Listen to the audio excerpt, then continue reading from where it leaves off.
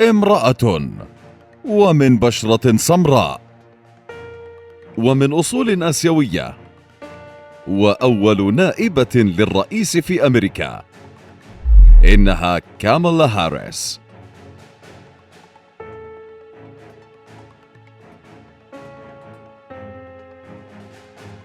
ولدت هاريس في ولاية كاليفورنيا الأمريكية عام 1964 لأبوين مهاجرين، فأمها من أصول هندية ووالدها مهاجر من جامايكا. وهي بعمر السادسة انفصل والداها، فقررت العيش مع والدتها، والتي كانت تعمل كباحثة في مجال بحوث علاج السرطان وناشطة مدنية في ذات الوقت تدعى شيامالا جوبالان. وتقول هاريس إن جدها الهندي كان مسؤولا في الهند وعلمها الكثير من التقاليد وحياة الهنود، لتبقى بذلك على ارتباط وثيق بالثقافة الهندية، حيث رافقت والدتها في عدة زيارات للهند، كما قضت عددا من سنوات حياتها في كندا، حيث كانت والدتها تدرس في جامعة هناك. تخرجت هاريس من الثانوية عام 1981 لتقرر الالتحاق بجامعة هوارد في واشنطن، التي تعرف بأنها جامعة تاريخية للسود في أمريكا، ودرست الاقتصاد والعلوم السياسية. وتقول إن تلك الجامعة لعبت الدور الأبرز في بناء خبراتها وتكوين شخصيتها. عام 89 حصلت على درجة الدكتوراه في القانون، وبعدها بعامين تمكنت من الدخول في نقابة المحامين لولاية كاليفورنيا، ليتم تعيينها بمنصب المدعي العام لمقاطعة آلاميدا. وفي عام 2003 باتت المدعي العام الأعلى لسان فرانسيسكو، ثم تم انتخابها لمنصب المدعي العام لولاية كاليفورنيا، لتكون أول امرأة وأول شخص من أصحاب البشرة السوداء يشغل هذا المنصب. كما حولها ذلك المنصب إلى أكبر محام ومسؤول عن تنفيذ القانون في أكثر الولايات الأمريكية كثافة.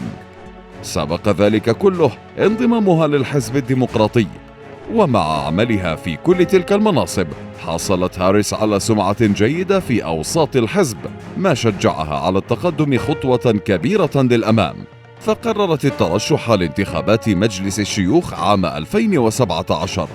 وبفضل الشعبية التي اكتسبتها هاريس نجحت بالوصول للمجلس عن ولاية كاليفورنيا، ومن ثم جذبت الأنظار إليها من جديد عند استجوابها اللاذع لمرشح المحكمة العليا والمدعي العام، وذلك خلال جلسة استماع في مجلس الشيوخ. هاريس التي حظيت بشعبية واسعة أثارت الجدل في مرات عدة، فهي تقول إنها ضد عقوبة الإعدام بشكل كامل، وصرحت مرات عدة أنها لم تصدر أي حكم بالإعدام خلال عملها كمدعية. كما أثارت غضب اليساريين داخل الحزب الديمقراطي عندما صوتت لصالح قانون يعاقب والدي التلاميذ المتغيبين عن المدرسة بعقوبة تصل للسجن لمدة عام. كما أعلنت مرات عدة تأييدها للمثليين في الولايات المتحدة، وهو الأمر الذي أثار حفيظة الكثيرين من المتابعين لها، وشكل حالة جدل حولها مع العديد من المواقع المثيرة. هاريس التي ظهرت سعيدة عند إعلان فوز جو بايدن بالانتخابات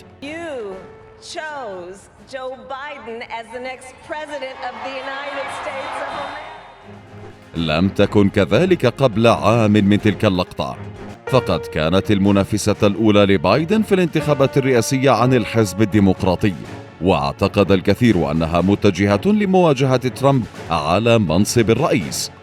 ففي 21 من يناير عام 2019 أعلنت رسميا ترشحها للانتخابات الرئاسة الأمريكية عام 2020. ذلك الإعلان قابله تأييد واسع من الديمقراطيين، ففي أول خطاب لها كمرشحة ظهرت هاريس أمام 20,000 شخص في أوكلاند، وكان الحماس عالي لجماهيرها، وتمكنت في ذات الوقت من جمع تبرعات ضخمة لحملتها. لكن كامالا أخفقت بعدها بتقديم إجابات مقنعة في عدة نقاط، وكانت بعض من إجاباتها مشوشة في عدة مجالات سياسية، كان على رأسها مسألة الرعاية الصحية، ما أدى لتراجع أسهمها في الانتخابات، لكنها بقيت تضع بايدن من بين الشخصيات التي تهاجمها، وظهر ذلك جليا في المناظرات بينهما. ومن ثم عادت في مارس من ذات العام لتقول إنها تدعم بايدن في الانتخابات. استمرت حملة هاريس حتى ديسمبر من عام 2019، وفي النهاية أنهت الحملة لتعلن انسحابها من السباق الرئاسي. وظهر بايدن في تسجيل مصور وهو يتحدث لكامالا حيث اختارها نائبة له. ذلك الاختيار لاقى الكثير من الدعم والترحيب، حيث أيد الرئيس السابق أوباما اختيار كامالا.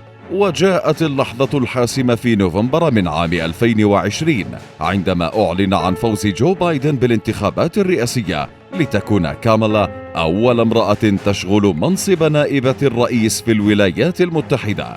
لكن ذلك الاختيار حمل الكثير من التحليلات عن مستقبل كامالا التي قد تكون رئيسة للبلاد فيما بعد.